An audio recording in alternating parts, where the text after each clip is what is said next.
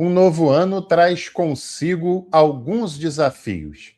E hoje eu tenho um desafio para propor a você que está me assistindo. 12 livros para você ler ao longo de 2026. Se você aceita esse desafio, fica comigo até o final que você vai ter dicas imperdíveis de livros por aqui.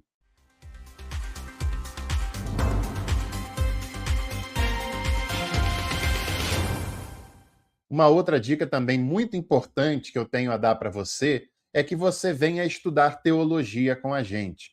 Você vai pagar uma mensalidade muito acessível e vai ter acesso ao melhor conteúdo na área teológica que você encontra aqui na internet. Clica ali em Seja Membro e dá uma olhadinha nos planos e os benefícios que eles trazem. Escolha um deles e participe aqui com a gente. Bom, pessoal, você que me acompanha lá no Instagram já deve ter visto uma lista de 12 livros para 2026 que nós postamos mais ainda no início desse novo ano. Se você ainda não viu, passe a me seguir lá no Instagram e assista também o conteúdo que nós postamos por lá. O link está aqui na descrição desse vídeo. Agora, se você já viu aquele vídeo, você também vai ver dicas inéditas aqui nesse conteúdo. São conteúdos diferentes, tá certo? E hoje eu trago para você uma série de dicas. Vou deixar até alguns links desses livros por aqui também para facilitar a sua vida, para você aprender, para você crescer na intelectualidade, no pensamento teológico e para você ampliar cada vez mais a sua formação. É uma lista de 12 livros, teoricamente, para você ler um livro por mês, né, nesse ano de 2026. Ou você pode ler mais do que um por mês, talvez, dependendo do momento, você leve um pouquinho mais. Enfim, mas são 12 dicas que você vai aprender demais com essas. Algumas são bastante surpreendentes, como, por exemplo, a dica que eu tenho para esse mês de janeiro. Janeiro já começou, né? Nós já estamos aí pela metade do mês de janeiro, então a dica é um livro de uma leitura mais rápida, envolvente, que é essa obra muito legal, Carla Madeira, Tudo é Rio.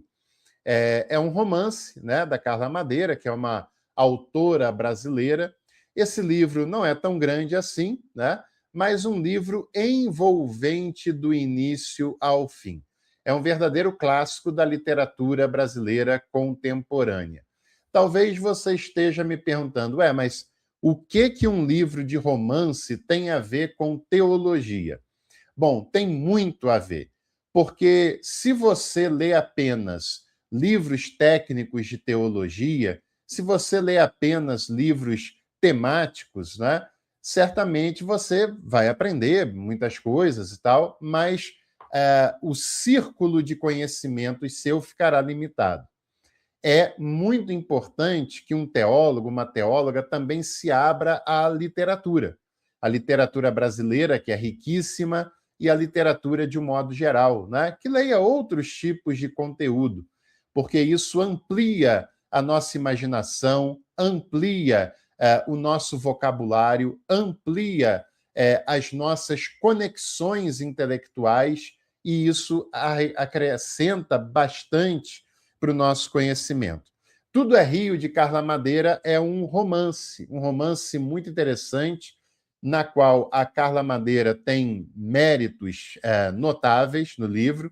Ela escreve muito bem, ela escreve com muita fluidez, e ela escreve em capítulos pequenos, que para mim é um mérito, né?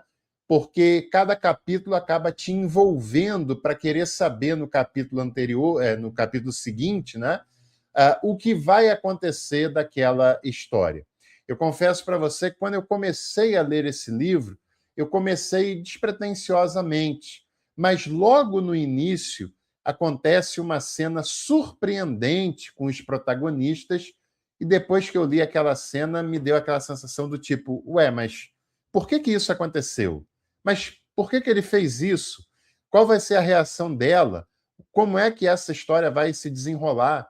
E aí eu confesso que eu fiquei capturado pela leitura do livro. É muito legal, vale muito a pena, e para janeiro eu sugiro Literatura com Carla Madeira e a obra Tudo é Rio.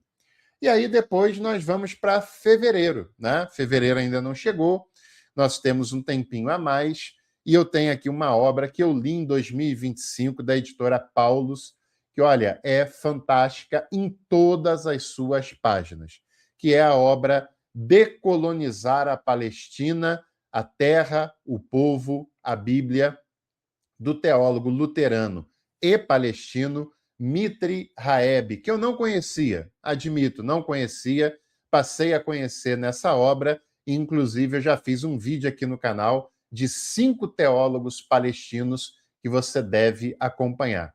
Essa obra ela é surpreendente, essa obra ela é corajosa, como a história do povo palestino, né? O povo palestino que tem passado um verdadeiro massacre, principalmente nessa história recente, né, mas que não começou agora, e que no Brasil, infelizmente, pelo fato da maioria das igrejas serem fundamentalistas e alinhadas com os Estados Unidos, acabam relativizando o sofrimento do povo palestino, o que é um atentado à humanidade, na verdade, né? E essa obra vai nos dar uma visão muito interessante sobre a história e a realidade do povo palestino e o sofrimento pelo qual esse povo tem passado. É a minha dica de leitura para o mês de fevereiro. E aí depois nós chegamos no mês de março, Dia Internacional da Mulher, e é claro, essa obra deve ser lida por todos e todas, né? Teologia de Mulheres, organizado pela teóloga brilhante, excepcional, Maria Clara Bingemer, e é uma obra da editora Vozes. Recebi aqui no canal, no ano passado, a professora Maria Clara, foi uma conversa maravilhosa, se você não viu, deve ver. Cada capítulo desse livro também é excepcional, e as teólogas aqui reunidas trabalham com temáticas que todos nós precisamos conhecer. Não apenas as mulheres, mas você que é homem também deve participar e também deve acompanhar essa leitura, né? Depois, em abril, geralmente, claro, nós nos lembramos da Páscoa, e aí eu tenho essa obra-prima de José Maria Castilho, Jesus, a Humanização de Deus, também da editora Vozes. Essa obra requer um fôlego maior, é uma obra grande, volumosa, mas cada capítulo dessa obra vale a pena demais, né? A humanização de Deus na pessoa de Jesus.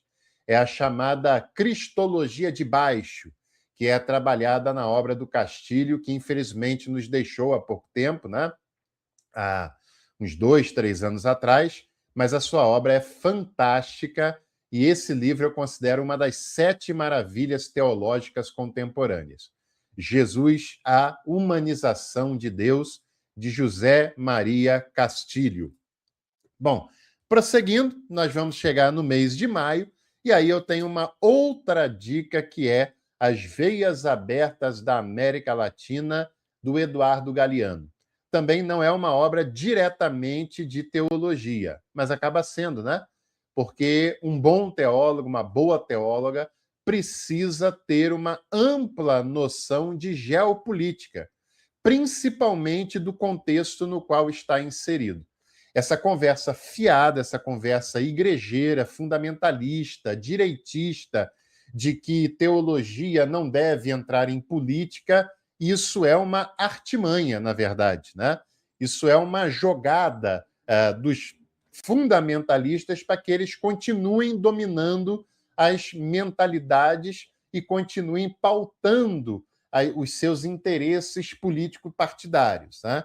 As Veias Abertas da América Latina é um clássico da política latino-americana, onde o Eduardo Galeano mostra o sistema histórico de exploração e dominação pelo qual a América Latina tem passado. Isso descortina, na nossa visão, muitas coisas, e você deve ler. Conhecer teologia também é se aprofundar em geopolítica, né? No mês seguinte, olha, estamos em junho, né?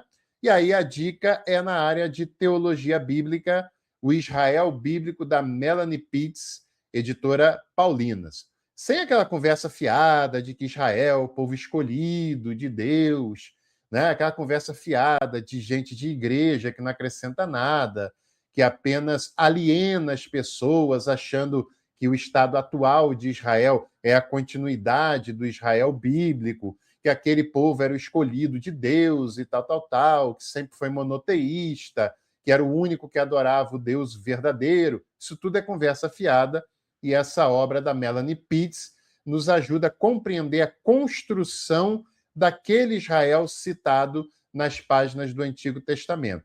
Como é que ele começa, o seu politeísmo, depois a sua monolatria, né? E é um livro excepcional de uma grande teóloga e historiadora também, né? Ligada aos temas do Antigo Testamento, Melanie Pitts, o Israel Bíblico, da editora Paulinas. Bom, depois nós vamos chegar aqui no mês de julho, né? E nós vamos ler um pouquinho de Thomas Halick. Olha, quem não conhece Thomas Halick está perdendo muito, né? E eu indico, todas as obras dele são espetaculares. O Thomas Halick é um padre, um teólogo tcheco, né? Que ainda é vivo, está em atividade, né? E essa obra, O Entardecer do Cristianismo, A Coragem de Mudar, da editora Vozes, é uma obra indispensável. Uma crítica lúcida, uma crítica que não é ingênua, que não é romântica, mas uma crítica também com um teor de esperança, né? Thomas Halick apresenta elementos fundamentais e uma discussão muito importante sobre o cristianismo nesse período contemporâneo, e você deve acompanhar essa leitura aqui, que vai acrescentar muito. Agora, uma outra leitura também imprescindível, que nós faremos ali, teoricamente, no mês de agosto, é Jürgen Moltmann, grande teólogo, falecido em 2024, né? Que foi, durante muito tempo, o maior teólogo em atividade, né? O Deus Crucificado, que é praticamente uma obra de arte do Jürgen Moltmann. Ele apresenta Jesus não dessa maneira triunfalista, capitalista que as igrejas têm apresentado, mas um Jesus esvaziado, crucificado, solidário ao sofrimento de todos aqueles que são vítimas dos sistemas de exploração ao longo da história, né?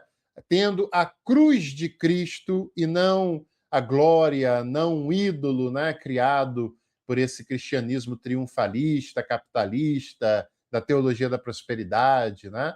Mas tendo a cruz de Cristo como elemento primordial dessa construção e reflexão teológica. O Jürgen Moltmann tem uma trilogia que é A Igreja no Poder do Espírito, A Teologia da Esperança e O Deus Crucificado. Então, essa obra tem que estar na nossa lista de leituras, né? Essa versão aqui é da Academia Cristã. No mês de setembro, eu sugiro para você essa obra que reúne Bíblia, reúne história do cristianismo, reúne história geral, que é A Bíblia, de Karen Armstrong. Você já conheceu a Karen Armstrong? Ela é uma historiadora estadunidense que tem se debruçado em temas religiosos, principalmente das religiões monoteístas, né? Cristianismo, judaísmo, islamismo. Toda a obra da Karen Armstrong é excepcional. Ela escreve com clareza, com coragem, e a sua leitura é profundamente envolvente. E nessa obra ela faz uma análise histórica sobre a Bíblia, incluindo perspectivas, por exemplo, históricas da sola escritura, né? E aí ela passa pela inerrância, porque os fundamentalistas contemporâneos no Brasil têm feito uma confusão proposital entre sola escritura e inerrância bíblica, que nada tem a ver uma coisa com outra, né? São duas coisas completamente diferentes. Inerrância bíblica só existe no fundamentalismo religioso. Nenhum teólogo sério trabalha isso, né? Lutero jamais propôs isso, né? Sola escritura é diferente, e mesmo a sola escritura ela merece algumas críticas. Mas esse livro é abrangente, é muito legal, e a Karen Armstrong é uma intelectual espetacular, né? Depois nós vamos chegar em outubro. Outubro é o mês da Reforma Luterana, tá? E aí eu tenho essa obra do Martin Dreyer, que esteve aqui no canal, foi um papo excepcional, uma conversa esclarecedora. E a obra do Martin Dreyer, que é considerado um dos maiores especialistas em história luterana no Brasil, né? O livro da editora Sinodal, que é uma editora luterana, ele é um teólogo luterano, mas não é uma obra santificada, no sentido de passar pano para Lutero, achar que Lutero era um santo irrepreensível. Não. O Martin Dreyer é um historiador e um teólogo altamente respeitado e sério. E ele faz uma obra lúcida, que vai lhe trazer informações que as obras convencionais não costumam apresentar. Fica a dica não só do seu livro, como também da entrevista que nós fizemos aqui no canal. Tá? E aí, chegando em novembro, o Partido da Fé Capitalista, Rodrigo de Sá Neto. Essa obra aqui, olha, é monumental, né? É uma obra grande, você vai ter que ter um fôlego pelo tamanho, mas uma leitura extremamente envolvente, surpreendente, reveladora, documentada, o que é muito importante. É a tese de doutorado em História do Rodrigo de Sá Neto, que é um baita pesquisador, né? Esteve aqui no canal também, numa entrevista excepcional, e a sua obra deve ser lida. Ele mostra como os Estados Unidos infiltraram no Brasil, principalmente na ditadura militar, igrejas evangélicas e financiaram essas igrejas evangélicas não para ser apenas uma instituição religiosa, mas uma instituição político-religiosa, de direita sempre, né?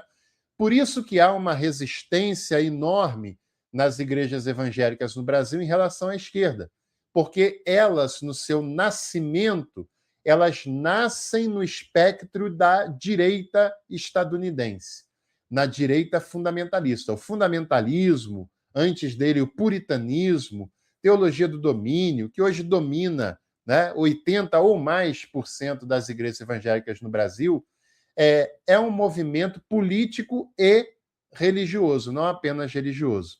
Né? E as igrejas evangélicas estão embebidas dessa lógica capitalista, dessa lógica de direita, e você deve conhecer essa obra. E aí, para a gente terminar o ano, uma obra espetacular de teologia contemporânea, A Busca do Deus Vivo.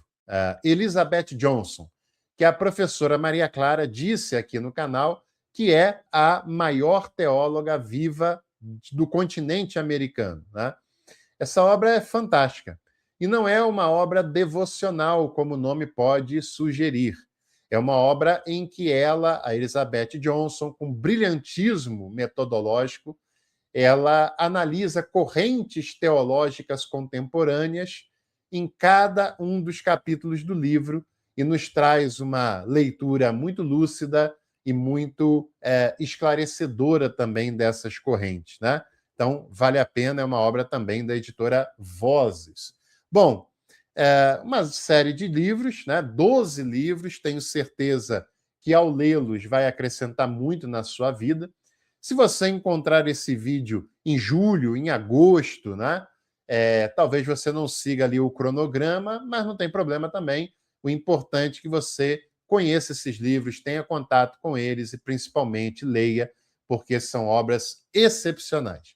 Se você gostou dessa lista, deixa aqui a sua curtida, inscreva-se no canal, aproveite também para conhecer o Café Vero, que vai mudar a sua experiência na arte de tomar café. Vale a pena demais, hein, gente? Até o próximo vídeo aqui do Café com Teologia. Tchau, tchau.